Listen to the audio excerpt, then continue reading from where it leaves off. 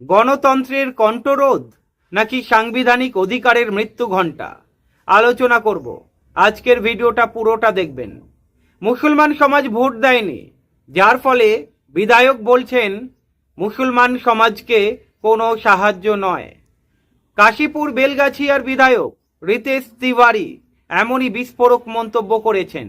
প্রশ্ন আপনাদের কাছে, জনপ্রতিনিধির এই হুমকি গণতন্ত্রের কি শেষ কথা?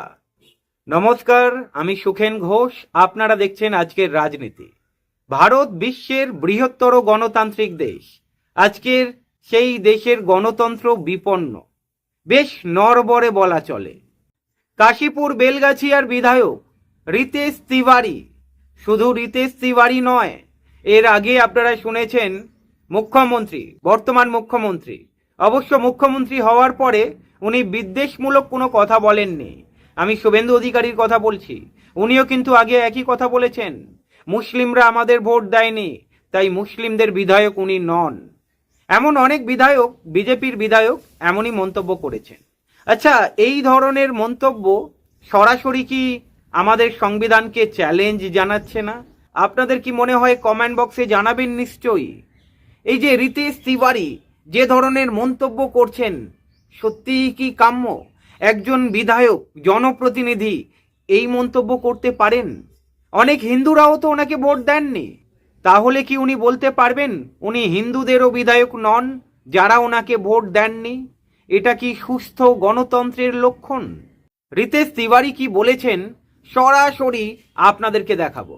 मैं शायद 1952 से मतदान आप शुरू हुआ 2026 तक के इस मतदान, लगभग 74 साल के इस मतदान में मैं पहला विधायक हूं आपके इस क्षेत्र का जिसको एक भी मुसलमानों ने वोट नहीं किया। तो मुझे जो वोट किया मेरे ऊपर अधिकार उसका है, जिसने वोट नहीं किया हम उसके घर मांगने भी नहीं गए। और आज बाबा भोलेनाथ को साक्षी मान के कहता हूं, एक काम उनका नहीं करूंगा आने वाले 5 साल में। एक सर्टिफिकेट इशू नहीं करूंगा उनके लिए, एक सर्टिफिकेट। किसी को, मेरा लाइफ चल रहा है, मुझे कोई फर्क नहीं पड़ता कि कौन क्या सोचेगा और कौन क्या बोलेगा।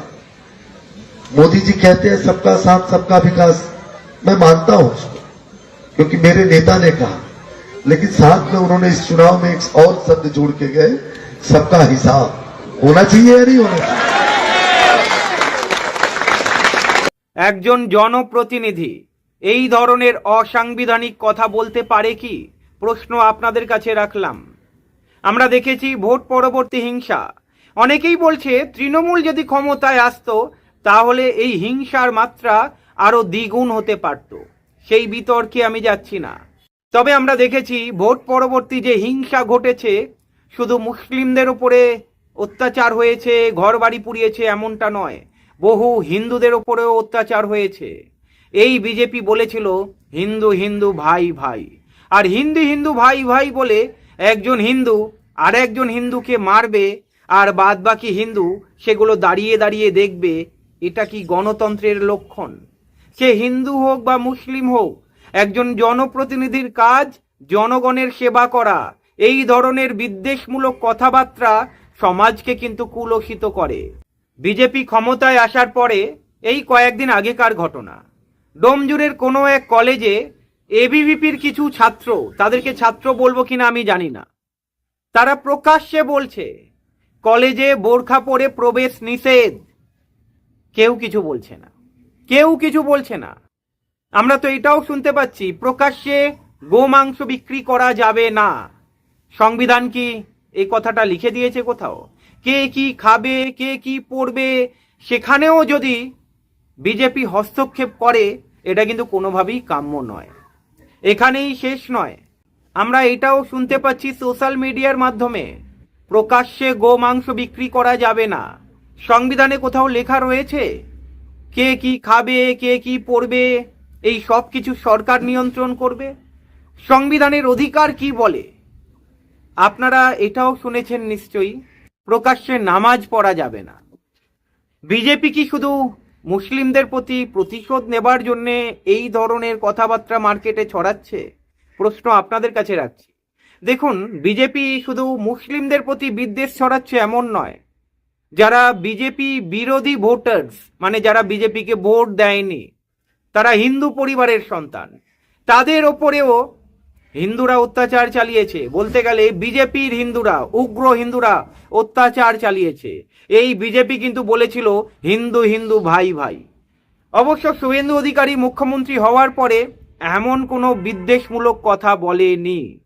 এবারে দেখার বিষয়, শিক্ষার উন্নতি ঘটে কিনা, স্বাস্থ্যের উন্নতি ঘটে কিনা, শিল্প পশ্চিমবঙ্গে প্রবেশ করে কিনা, বিজেপি যে কথাগুলো দিয়েছিল, যে প্রতিশ্রুতি দিয়েছিল, সেই প্রতিশ্রুতি পূরণ করে কিনা।